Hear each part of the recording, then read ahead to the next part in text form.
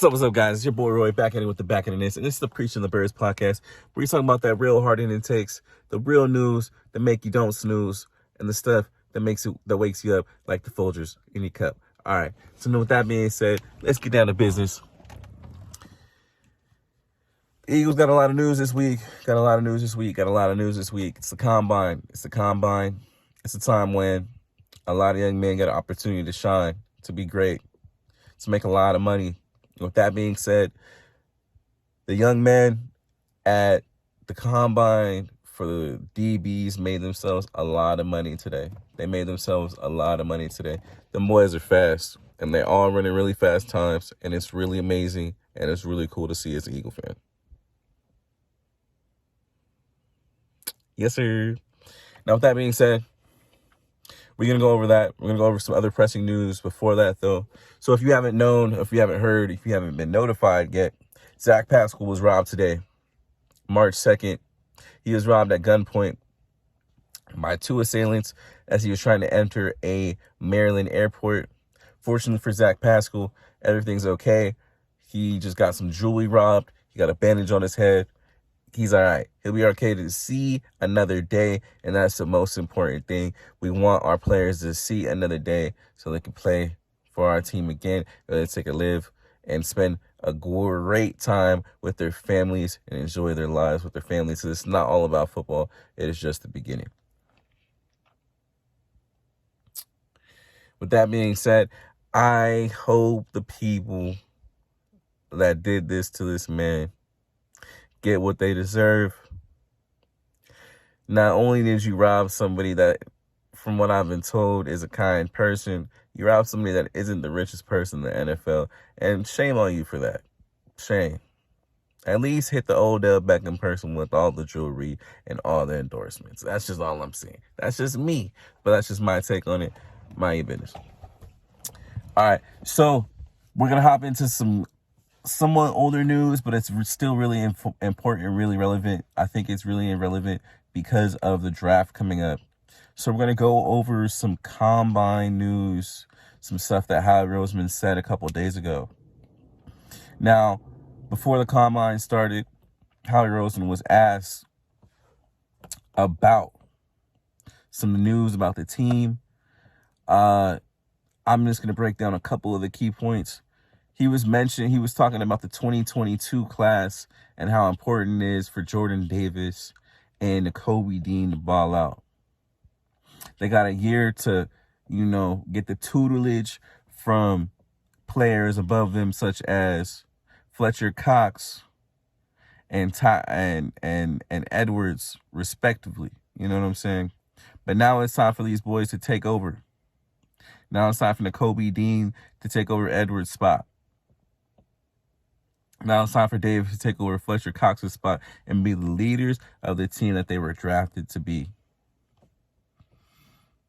Howie Roseman also talked about the need to draft and to improve strengths and to stick true to who we are. So with that being said, Eagles fans, I believe that we are going to, in the 2023 NFL draft a defensive lineman or a defensive tackle. I don't believe we're going to get the cornerback that a lot of us want.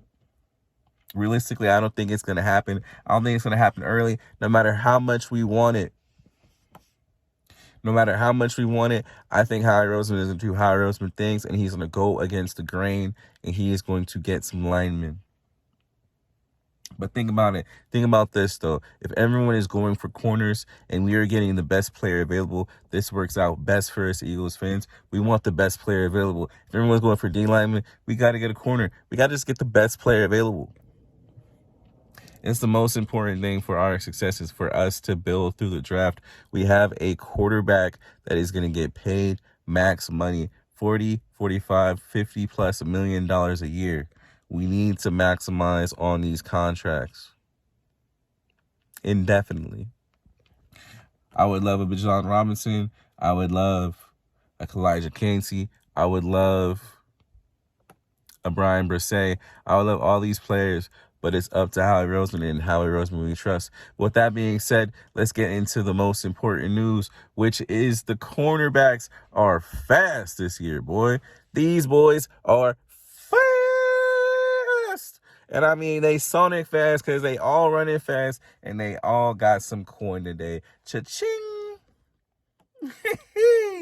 So look, we're gonna break into some times. Give me a couple seconds. I'm gonna grab my notebook where I wrote down the most important times that I saw today for the corners and the safeties today. All right. So the Maryland boys, they had a great day. Deontay Banks ran a 4.36. Jacorian Bennett ran a 4.31. Mekhi Blackman, somebody who I hadn't noticed until the combine, which is really why you got to watch these combines, guys. You got to watch them because you see these sleeper players that you hadn't heard of run amazing times, and they're really freak athletes. And he ran a 4.47. Mekhi Blackman, he's a Colorado transfer, just like Christian Gonzalez. He ran a 4.47. He looks good. He looks fluid. Christian Gonzalez looks like the cornerback draft darling.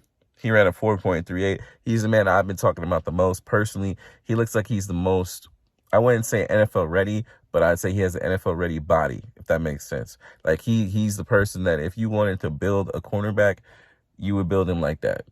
6'2", 6'3", 2-something, 208, something like that. Run like a gazelle. He ran a 4.38, jumped out the gym. The man might have potential if he gets coached right to be special. Darius Rush ran a 4.33. Darius Rush is 6'2". He's opposite side of Cam Smith. Cam Smith ran a 4.5.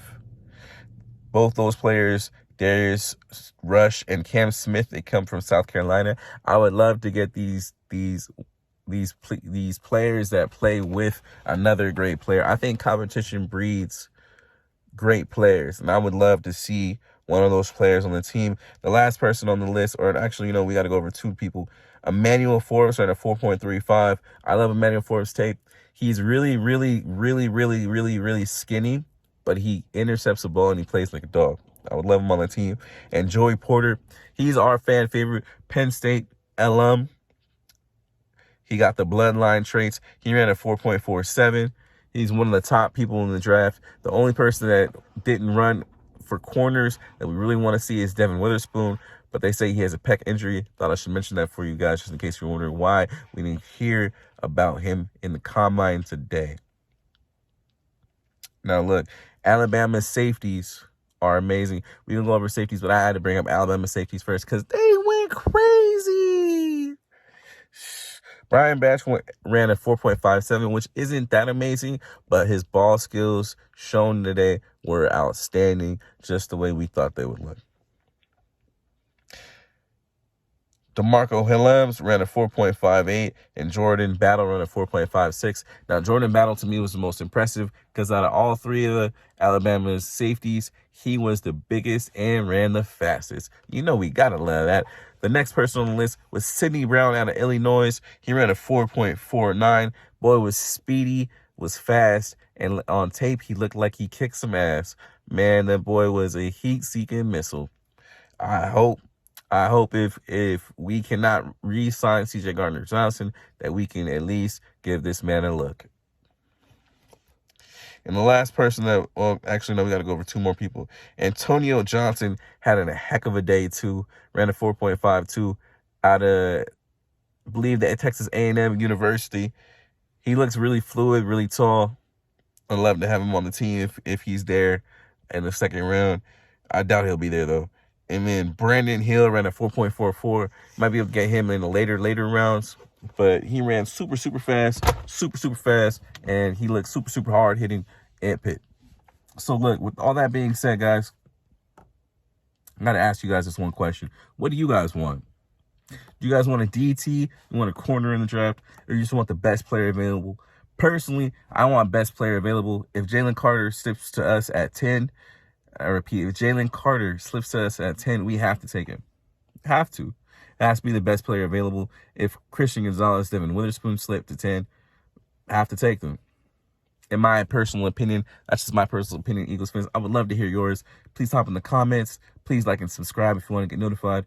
And please be notified for the vibe so we can be a tribe. All right. Fly Eagles, fans. Hope you guys have a great night. Stay safe.